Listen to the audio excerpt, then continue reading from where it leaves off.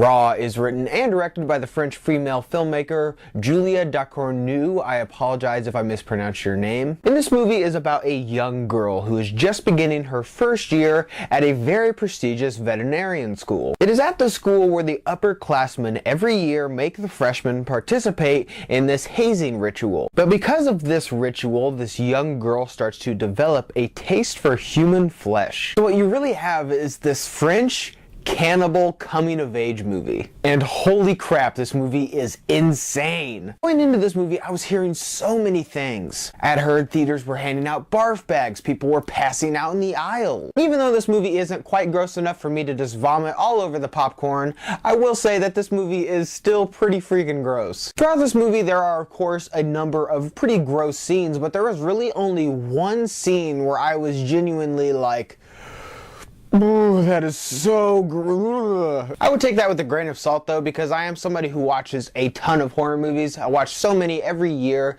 to the point where I've seen a lot of blood. I've seen a lot of guts in my day. So if you're somebody who gets upset easily and your stomach starts to turn when you see things like blood and stuff like that, I would probably want to close your eyes during these scenes. But for those of you sickos that just want to go watch this movie and go purely because of the blood and guts, believe me, you will get a ton of that. But thankfully, this movie is not directed by Eli Roth, so you actually get things like character development and depth and themes and substance. I know, it's crazy, right? You can do both. You can have gross stuff and have a good movie. Like I said, Raw at its core is really a coming-of-age story, and it just uses cannibalism as a tool to tell its story. There are so many ideas of development and wanting to grow older and still having that awkward phase in high school. And what Raw does is it takes these ideas of growing up and puberty and the awkwardness of getting older, and it satirizes them and it uses them as fuel for just these crazy acts of violence. Garris Marlener portrayed the main girl in this film,